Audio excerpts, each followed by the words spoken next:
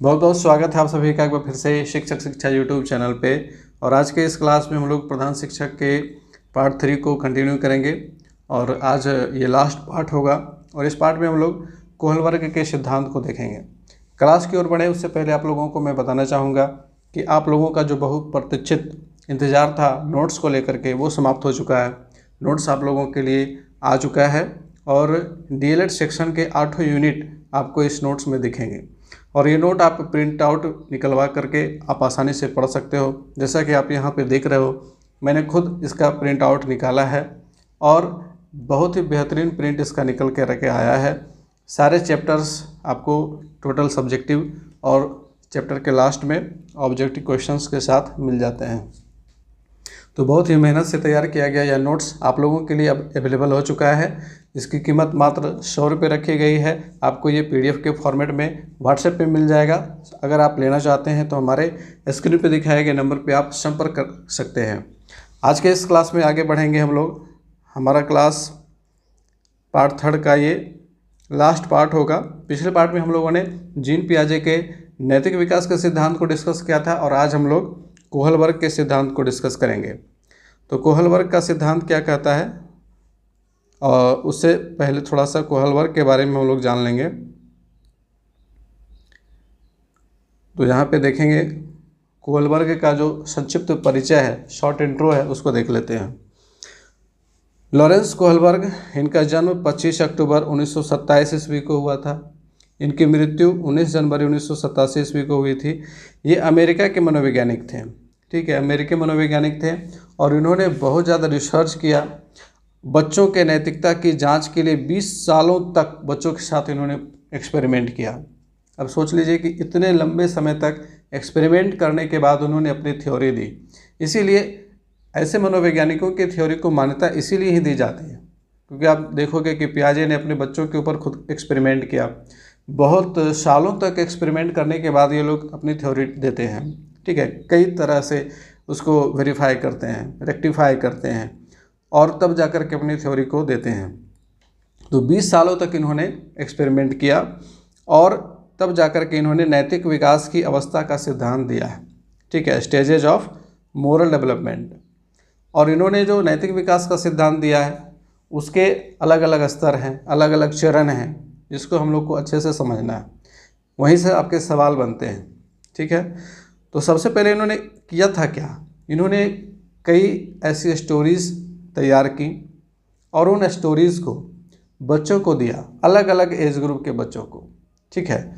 अलग अलग age group के बच्चों को कई तरह की विभिन्न कहानियों को सुनाया और सुनाने के बाद उससे संबंधित कुछ दुविधा से भरे प्रश्न पूछे और उन प्रश्नों के उत्तर के आधार पर उन्होंने जो निष्कर्ष निकाले उससे उन्होंने अपना सिद्धांत दिया। उन्हीं कहानियों में से एक कहानी है हाइंज की दुविधा, हाइंज डिलेमा, ठीक है। यूरोप में एक महिला मौत के कगार पर थी। डॉक्टर ने कहा कि एक दवाई है जिससे शायद उसकी जान बच जाए।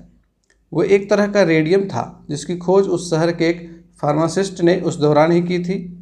दवाई बनाने का खर्चा बहुत ज़्यादा था और दवाई वाला दवाई बनाने से 10 गुना ज़्यादा पैसे मांग रहा था। अब उस व्यक्ति के सामने बहुत ही संकट वाली स्थिति आ गई। उस औरत का इलाज करने के लिए उसका पति हाइंज उन सब के पास गया जिन्हें वह जानता था ताकि उसे कुछ मदद मिल सके। फिर भी उसे केवल कुछ पैसे ही उधार मिले जो कि दवाई के दाम से आधे थे। उसने दवाई बनाने वाले से कहा कि उसकी पत्नी मरने वाली है, वह उस दवाई को सस्ते में दे दे। वह उसके बदले में वह उसका जो बाकी का पैसा होगा वो बाद में दे देगा। फिर भी दवाई वाले ने मना कर दिया। दवाई वाले ने कहा कि मैंने यह दवाई खोजी है, मैं इसे बेचकर पैसे कमाऊंगा। तब हाइंज ने मजबूर होकर उसकी दुकान तोड़ करके वह दवाई अपनी पत्नी के लिए चुरा ली। ये स्टोरी हो गई। अब यहाँ पर देखिए कि यह कहानी जो है ना, उन 11 कहानियों में से एक है जिसे कोहलवर्ग ने तैयार किया था। कोहलवर्ग ने नैतिक विकास को जानने के लिए 11 कहानियों को इस्तेमाल किया था। उनमें से एक कहानी ये है जो सबसे फेमस हुई और आप देखोगे सीटेट के क्वेश्चंस में इसी स्टोरी से आपको क्वेश्चंस देखे जाते हैं। तो ये जो स्टोरी है ये सबसे फेमस स्टोरी है। और यहाँ पर कहानी पढ़ने के बाद जिन बच्चों से साक्षात्कार लिया गया उन्हें नैतिक दुविधा पर बनाए गए कुछ प्रश्नों के उत्तर देने होते थे। उन्होंने कुछ प्रश्न तैयार किए थे, जैसे क्या हाइंज को वो दवाई चुरा लेनी चाहिए थी। तो इसका आंसर कुछ बच्चों ने दिया जो छोटे एज ग्रुप वाले थे कि नहीं, दवाई नहीं चुरानी चाहिए थी, क्योंकि किसी भी तरह की चोरी करना वो अच्छा नहीं है। जो बड़े बच्चे थे, बड़े उम्र वाले, उन्होंने कहा कि नहीं, दवाई चुरा लेनी चाहिए थी, क्योंकि वह दवाई उसकी पत्नी की जान बचाने के लिए ज़रूरी थी। तो इस तरह के दुविधा भरे प्रश्न अलग अलग एज ग्रुप के बच्चों को दिया तो अलग अलग आंसर आए। अगला प्रश्न था कि क्या चोरी करना सही है या गलत, क्यों। इसी तरह के कुछ और प्रश्न थे कि क्या यह एक पति का कर्तव्य है कि वो अपनी पत्नी के लिए दवाई चोरी करके लाए। क्या दवाई बनाने वाले को हक है कि वो दवाई के इतने पैसे मांगे। क्या ऐसा कोई कानून नहीं है जिससे दवाई की कीमत पर अंकुश लगाया जा सके, क्यों और क्यों नहीं। तो इस तरह के दुविधा भरे प्रश्नों को उन्होंने अलग अलग उम्र के बच्चों को दिया और देने के बाद उन्होंने उनसे आंसर लिए और फिर उन्होंने उसका एनालिसिस किया और उसी के बेस पर उन्होंने अपने सिद्धांत को प्रतिपादित किया। तो उन्होंने नैतिक विकास के स्तर और सोपान को इस प्रकार से वर्णित किया है, आपको इसको अच्छे से समझते चलना है। Levels and stages of moral development. अब देखिए, स्तर जो है वो 3 हैं और चरण आपके 6 हैं, ठीक है। चरण कितने हैं, तो चरण 6 हैं टोटल, इसको ध्यान में रखेंगे। जो सबसे पहला स्तर होता है वो होता है 4 से लेकर के 10 वर्ष के बच्चों का, और इस स्तर को कहा गया पूर्व परंपरागत स्तर, प्री कन्वेंशनल स्टेज, ठीक है। आपको इनके जो स्तर हैं, लेवल्स हैं, याद रखने के लिए बहुत ही इजी है। कन्वेंशनल आपको एक वर्ड याद रखना है और इसके आगे प्री अगर लगाएंगे तो फर्स्ट स्टेज आ जाएगा, pre conventional stage. Conventional stage दूसरा स्टेज होता है और पोस्ट आगे लगा दीजिए, पोस्ट कन्वेंशनल स्टेज, तो ये 3rd स्टेज हो जाएगा, ठीक है। तो पूर्व परंपरागत स्तर, परंपरागत स्तर और उत्तर परंपरागत स्तर, यानी कि बाद वाला परंपरागत स्तर। तो इस तरह से 3 स्तर हो जाते हैं और चरण टोटल 6 हैं। पहला जो चरण है वह कहलाता है दंड तथा आज्ञा पालन अभिमुखता। और इसमें देखिए हिंदी में क्या है ना कि अलग अलग बुक में आपको अलग अलग नाम दिख जाएगा, तो वहाँ कन्फ्यूजन क्रिएट हो जाता है, कभी किस नाम से कभी किसी नाम से पुकार दिया जाता है, तो उस वजह से कन्फ्यूजन क्रिएट होता है। तो इसको थोड़ा सा इंग्लिश में आप ध्यान में रखेंगे। पनिशमेंट एंड ओबीडियंस ओरिएंटेशन, ये आपको सभी जगह सेम मिलेगा। दूसरा है यांत्रिक सापेक्षता अभिमुखता, इंस्ट्रूमेंटल रिलेटिविस्ट ओरिएंटेशन। और इन स्टेजेस की, इन चरणों की क्या विशेषताएं हैं, इसके बारे में भी हम लोग चर्चा करेंगे। पहले स्तर और चरण को अच्छे से समझ लीजिए, नाम इसका ध्यान में रहना चाहिए क्योंकि यहाँ से आपके सवाल बनते हैं। दूसरा जो परंपरागत स्तर है, इसकी जो आयु अवधि है वो है 10 से लेकर के 13 आयु वर्ग। 10 से 13 वर्ष के बच्चों को इस स्टेज में रखा गया, इसको कहा गया है कन्वेंशनल स्टेज, ठीक है, कन्वेंशनल लेवल, परंपरागत स्तर। और इसके 2 चरण हैं। फर्स्ट है इंटरपर्सनल कॉन्कॉर्डेंस ओरिएंटेशन, जिसको गुड बॉय और गुड गर्ल कहते हैं। और चौथा जो चरण है वो है अथॉरिटी मेंटेनिंग ओरिएंटेशन, हिंदी में इसको अधिकार संरक्षण अभिमुखता कहते हैं। इसके बाद जो 3rd स्टेज है, 3rd लेवल, ये 13 वर्ष से ऊपर के बच्चों का है, इसको उत्तर परंपरागत स्तर कहते हैं, पोस्ट कन्वेंशनल लेवल, ठीक है।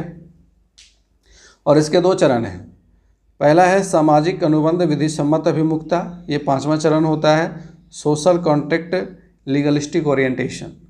और 6th है सार्वभौमिक नैतिक सिद्धांत अभिमुखता, यूनिवर्सल एथिकल प्रिंसिपल ओरिएंटेशन।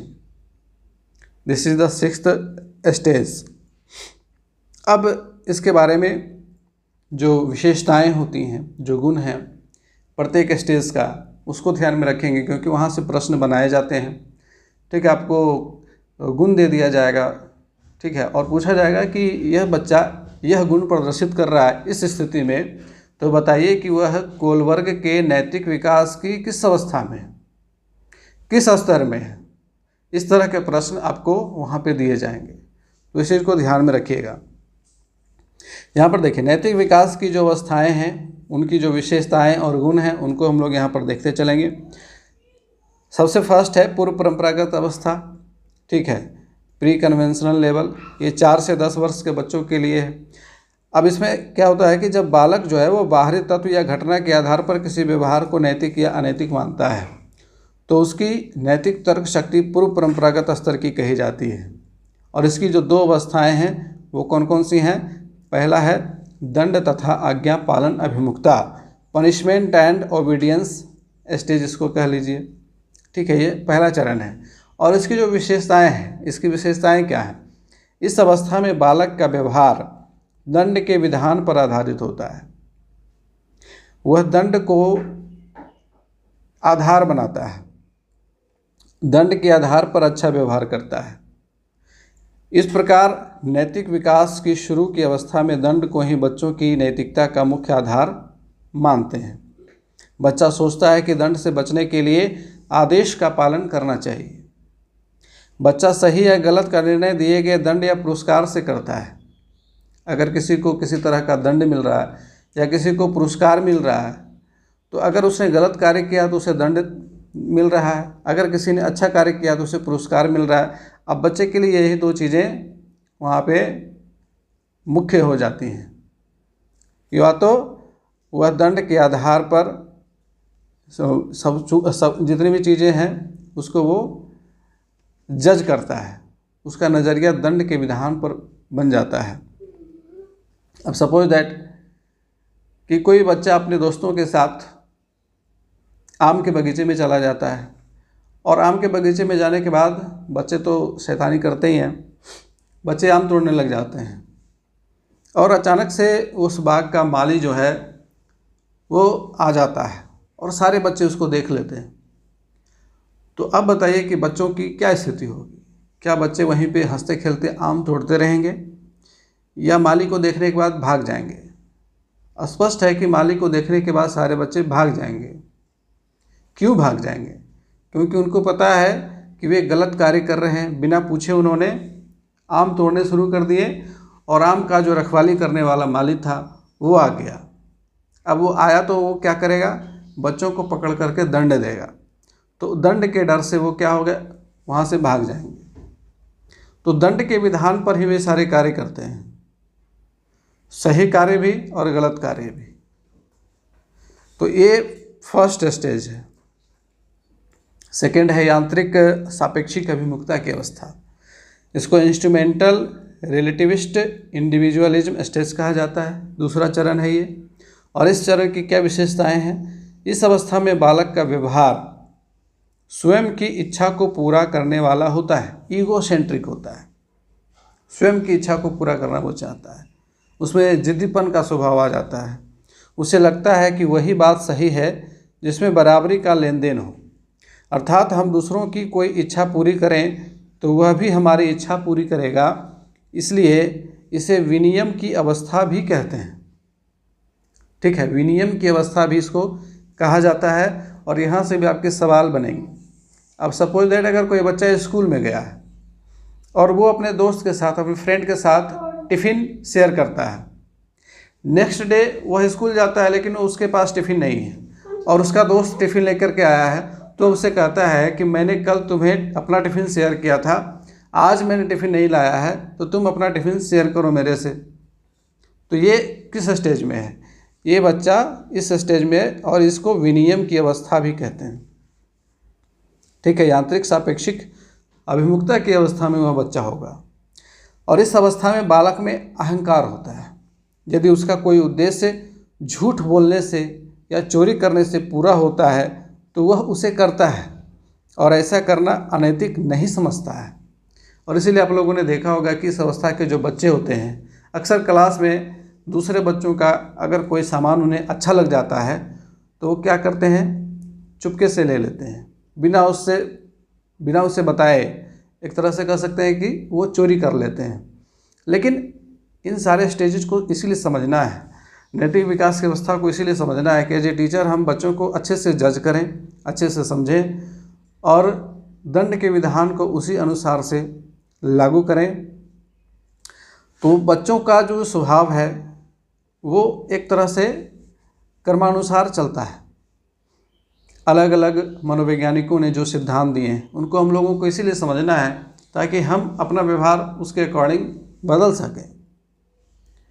हमें यह समझना होगा कि बच्चे जो कार्य कर रहे हैं यह उनके लिए स्वाभाविक है, उस स्टेज में ऐसा करते हैं बच्चे, तो उसके अकॉर्डिंग हम अपने नज़रिया में बदलाव लाएंगे और बच्चों को अच्छे से समझा करके, उन्हें नैतिकता का पाठ पढ़ा करके, बेहतर उदाहरण प्रस्तुत करके उन चीज़ों से बचा सकते हैं। नेक्स्ट है परंपरागत स्तर, कन्वेंशनल लेवल। ये 10 से 13 वर्ष के आयु वर्ग के बच्चों के लिए होता है। इस अवस्था में बच्चों का व्यवहार उनके माता पिता या किसी बड़े व्यक्ति के द्वारा बनाए गए नियमों पर आधारित होता है। उनके घर में जो रूल्स रेगुलेशंस फॉलो होते हैं वे उनको मानते हैं। और इसकी जो 2 अवस्थाएं हैं उसमें से पहली अवस्था परस्पर एकजुट अभिमुखता या अच्छा लड़का अच्छी लड़की वाली अवस्था होती है, good boy good girl stage. और इससे काफ़ी प्रश्न बनते हैं, अक्सर इसी अवस्था से प्रश्न पूछे जाते हैं आपके एग्जामिनेशंस में। तो इसमें क्या होता है ना कि बच्चे कुछ भी अच्छा काम करते हैं तो उनके पीछे उनका उद्देश्य ये होता है कि कोई मेरी तारीफ़ करे, क्लास में वो अच्छा करेंगे, कि टीचर्स अप्रिशिएट करें, उनके जो सहपाठी हैं, क्लासमेट्स हैं, वो उनको अप्रिशिएट करें। वो प्रशंसा पाने के लिए घर में भी घर के बहुत सारे कार्यों को करते हैं, मम्मी के कार्यों में हाथ बटा देंगे, है ना। तो इसको कहा, इस अवस्था के जो गुण हैं उनको ध्यान में रखेंगे। इस अवस्था में बच्चा जो भी करता है वह प्रशंसा पाने के लिए करता है। इसमें बालक समाज को अच्छा लगने वाला व्यवहार करता है जिससे कि वह प्रशंसा प्राप्त कर सके। इस अवस्था में बच्चे के चिंतन का स्वरूप समाज और उसके परिवेश से निर्धारित किया जाता है। ठीक है। अगला स्टेज है अधिकार संरक्षण की अवस्था। इसको कानून और व्यवस्था अभिमुखता भी कहते हैं, law and order orientation stage कहा जाता है।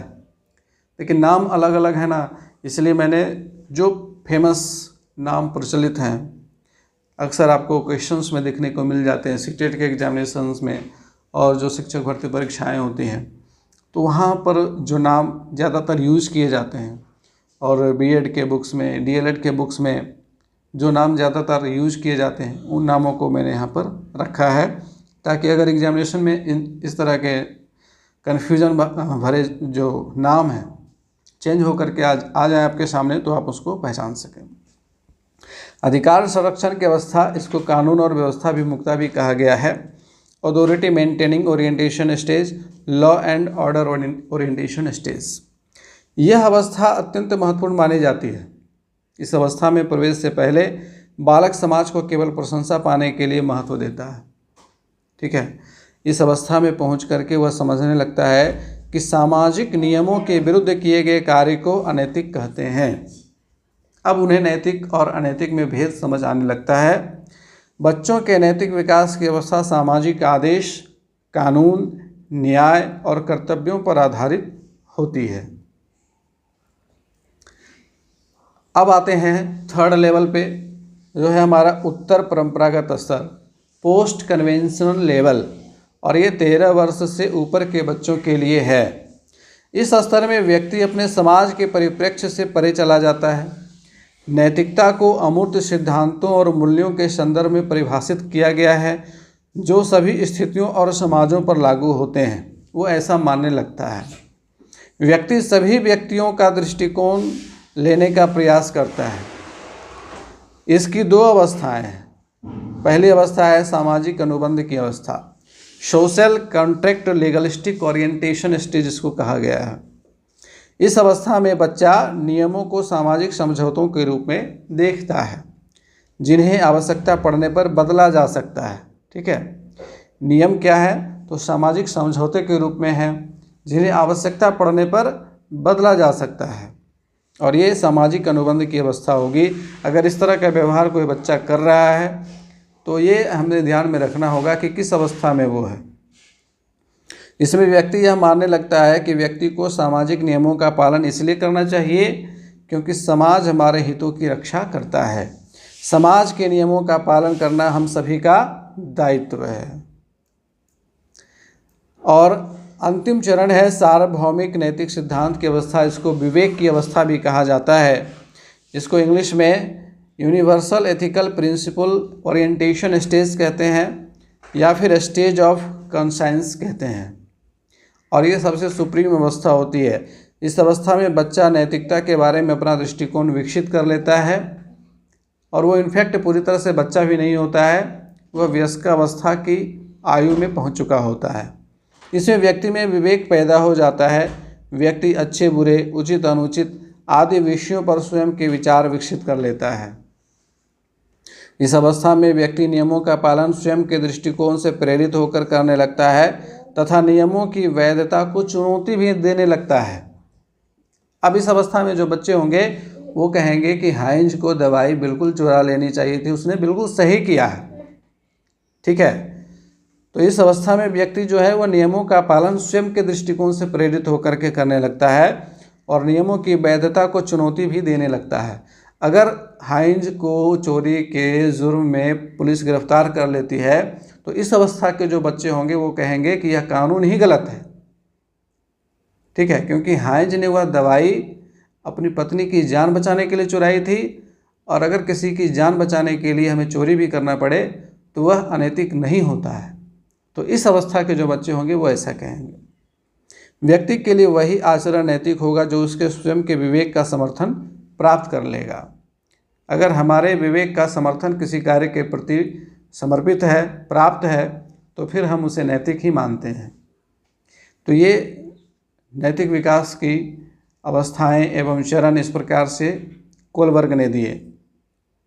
अब हम लोग कुछ प्रश्नों पे आ जाते हैं कि एक बच्चा तर्क प्रस्तुत करता है कि हिंज को दवाई की चोरी नहीं करनी चाहिए, वह दवाई जो उसकी पत्नी की जान बचाने के लिए ज़रूरी है, क्योंकि यदि वह ऐसा करता है तो उसे पकड़ा जाएगा और जेल भेज दिया जाएगा। कोलबर्ग के अनुसार वह बच्चा नैतिक विकास की किस अवस्था के अंतर्गत आता है। अब यहाँ पर देखिए प्रश्न क्या कह रहा है कि प्रश्न कह रहा है कि बच्चा जो है वह समझ रहा है कि दवाई की चोरी नहीं करनी चाहिए, क्योंकि अगर वो दवाई की चोरी करता है तो उसे पकड़ करके जेल भेज दिया जाएगा। तो अब यह जो बच्चा है यह दंड एवं आज्ञा पालन अभिविन्यास की अवस्था में, यानी कि सबसे फर्स्ट स्टेज में वह बच्चा है। उसकी आयु अवस्था कितनी होगी? उसकी आयु अवस्था 4 से 10 वर्ष के बीच की होगी, है ना। तो इस प्रकार से आपको स्टेजेज याद रखने हैं, उस आयु वर्ग को याद रखना है, उसके गुण को याद रखना है, तभी आप सही सही आंसर कर पाइएगा। अगला प्रश्न है, निम्न में से कौन सी लॉरेंस कोहलबर्ग के द्वारा प्रस्तावित नैतिक विकास की एक अवस्था है? पहला ऑप्शन है प्रसुप्ति अवस्था। तो कोहलबर्ग ने प्रसुप्ति अवस्था नाम का कोई भी सिद्धांत नहीं दिया है।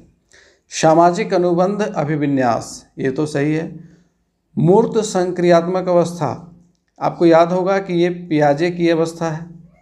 ये पियाजे ने जो सिद्धांत दिया था, संज्ञानात्मक विकास की अलग अलग अवस्थाओं को उन्होंने बताया था। तो मूर्त संक्रियात्मक अवस्था पियाजे के द्वारा दिए गए संज्ञानात्मक अवस्था की एक अवस्था है। तो यहाँ पे हमारा दूसरा विकल्प सही है। सामाजिक अनुबंध अभिविन्यास लॉरेंस कोहलबर्ग के द्वारा प्रस्तावित है। अगला सवाल है, लॉरेंस कोहलबर्ग के सिद्धांत के अनुसार किसी कार्य को इसीलिए करना क्योंकि दूसरे इसे स्वीकृति देते हैं, नैतिक विकास के किस चरण को दर्शाता है? प्रथा पूर्व यानी कि प्री कन्वेंशनल स्टेज, प्रथागत यानी कि कन्वेंशनल स्टेज, उत्तर प्रथागत यानी कि पोस्ट कन्वेंशनल स्टेज। तो अभी हम लोगों ने डिस्कस किया कि जब बच्चे परंपरागत स्तर में होते हैं तो वे दूसरों के द्वारा बनाए गए नियमों एवं कानूनों को स्वीकृति देते हैं, मान्यता देते हैं। अपने माता पिता घर के जो अन्य बड़े सदस्य हैं उनके द्वारा जो नियम कानून बनाए गए हैं वे उनको मानते हैं। तो ये दूसरे स्टेज में होता है। लॉरेंस कोलबर्ग के सिद्धांत के अनुसार अच्छा लड़का अच्छी लड़की अभिविन्यास इंगित करता है। प्रथा पूर्व नैतिकता, परंपरागत नैतिकता, उत्तर परंपरागत नैतिकता। अब देखिए, अच्छा लड़का अच्छी लड़की यानी कि गुड बॉय गुड गर्ल जो ये परंपरागत नैतिकता कन्वेंशनल मोरालिटी वाले लेवल में आता है। तो दूसरा विकल्प हमारा यहाँ पे सही हो जाएगा।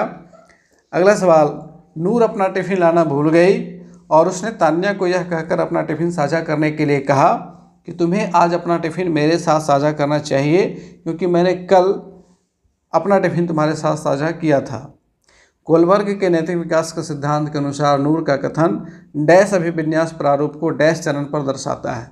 अभी जस्ट हम लोगों ने इसका डिस्कशन किया था, बताइए इसमें क्या होगा। तो ये विनियम पूर्व परंपरागत है ना, विनियम की अवस्था होती है। विनियम अभिविन्यास प्रारूप को पूर्व परंपरागत चरण पर दर्शाता है। अगला सवाल है, प्राथमिक विद्यालयों में बच्चे लॉरेंस कोलबर्ग द्वारा प्रस्तावित निम्न में से किन चरणों का पालन करते हैं। आज्ञाकारिता और दंड अभिविन्यास। अब देखिए, प्राथमिक विद्यालय के बच्चों की बात की जा रही है। तो प्राथमिक विद्यालय यानी कि 1 to 5 हमारा है ना। तो 1 to 5 के जो बच्चे की आयु होगी वो 10 वर्ष तक की होगी, है ना। अब 10 वर्ष के ऊपर जब बच्चे जाएंगे तो उच्च प्राथमिक अवस्था में चले जाएंगे, तो वहाँ पे हम लोगों को नहीं जाना है, 10 वर्ष तक रहना है। तो 10 वर्ष के बच्चों के क्या क्या गुण होंगे। आज्ञाकारिता और दंड अभिविन्यास, ये तो फर्स्ट वाला होगा ही। व्यक्तिवाद और विनिमय, अच्छे पारस्परिक संबंध, सामाजिक अनुबंध और व्यक्तिगत अधिकार। तो यहाँ पर देखिए, आज्ञाकारिता और दंड अभिविन्यास, व्यक्तिवाद और विनिमय। एक बार फिर से थोड़ा सा फर्स्ट स्टेज वाले टॉपिक को देख लेते हैं। दंड तथा आज्ञा पालन अभिमुखता, ये फर्स्ट स्टेज हो गया। सेकेंड स्टेज है यांत्रिक सापेक्षिक अभिमुखता की अवस्था, इंस्ट्रूमेंटल रिलेटिविस्ट इंडिविजुअलिज्म स्टेज। तो इसको विनिमय की अवस्था भी कहते हैं।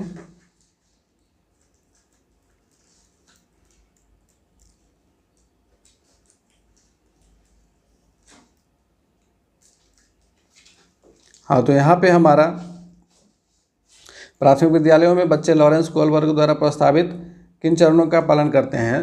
तो फर्स्ट जो है ए, आज्ञाकारिता और दंड अभिविन्यास, ये हमारा आ जाता है पूर्व परंपरागत स्तर का, पूर्व परंपरागत स्तर।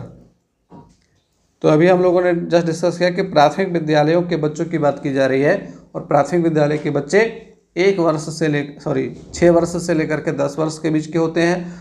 और जो पूर्व परंपरागत अवस्था है उसका जो स्टेज है वो 4 से लेकर के 10 वर्ष का है। तो पहली जो अवस्था है उसमें जो जो स्टेजेज हैं, जो जो चरण हैं, वो इसमें शामिल रहेंगे। तो पहला और दूसरा, व्यक्तिवाद और विनिमय, ठीक है। दूसरा भी पूर्व परंपरागत स्तर से संबंधित है। तो ए और बी हमारा सही विकल्प हो जाएगा। यहाँ पे तीसरा विकल्प सिलेक्ट करेंगे। नेक्स्ट है कि कोलबर्ग के सिद्धांत के अनुसार नैतिक तार्किकता डैश पर निर्भर करती है। कोलबर्ग के सिद्धांत के अनुसार जो नैतिक तार्किकता है वो किस पर निर्भर करती है। विकास के चरण पर, बाह्य उद्दीपक पर, संदर्भ पर, एक से अधिक, या फिर इनमें से कोई नहीं। अब देखिए, जो नैतिक तार्किकता है वो विकास के चरण पर निर्भर करती है। जैसे जैसे विकास का चरण आगे बढ़ता है वैसे वैसे बच्चों की तार्किकता भी बदल जाती है। सजा के डर से राहुल अपने माता पिता और शिक्षकों की बात मानता है। कोलबर्ग के सिद्धांत के अनुसार वह किससे संबंधित है। पूर्व पारंपरिक नैतिकता, उत्तर पारंपरिक नैतिकता, एक से अधिक, या फिर इनमें से कोई नहीं। अच्छा देखिए, कभी कभी क्या होगा ना कि आपको परंपरागत या पारंपरिक शब्द ना मिल करके रूढ़िगत मिल जाएगा। तो वही होगा, रूढ़िगत, पूर्व रूढ़िगत, उत्तर रूढ़िगत, तो बात वही होगा, ठीक है। क्योंकि कन्वेंशनल जो इंग्लिश वर्ड है कन्वेंशनल, तो उसकी हिंदी परंपरागत भी होती है, रूढ़िगत भी होती है। तो इस चीज़ को ध्यान में रखेंगे। तो यहाँ पे बताइए कि सज़ा के डर से बचने की बात की जा रही है ना, बात मानने की बात की जा रही है, तो वो फर्स्ट स्टेज में होगा, पूर्व पारंपरिक नैतिकता में होगा, पहला लेवल। कोलबर्ग के नैतिक विकास के डैश स्तर और डैश चरण है। अभी हम लोगों ने जो डिस्कस किया है कि नैतिक विकास के 3 स्तर हैं और 6 चरण हैं, है ना, 3 स्तर और 6 चरण, 3 लेवल्स, यहाँ पे स्तर है ना, तो 3 लेवल्स एंड 6 स्टेजेस। ठीक है, इसको ध्यान में रखेंगे। पहला लेवल क्या है? फर्स्ट लेवल आप याद रखेंगे, प्री कन्वेंशनल, दूसरा कन्वेंशनल, तीसरा पोस्ट कन्वेंशनल। तो इस तरह से ये 3 स्तर और चरण कितने हैं? तो टोटल 6 चरण हैं। तो आज का क्लास हमारा यहाँ पे समाप्त होता है। क्लास आप लोगों को कैसा लगा है कमेंट करके ज़रूर बताइएगा, और आगे के क्लासेस कंटिन्यू आते रहेंगे, तो बने रहेंगे हमारे चैनल पे। मिलते हैं फिर से नेक्स्ट क्लास में, तब तक के लिए गुड बाय, टेक केयर।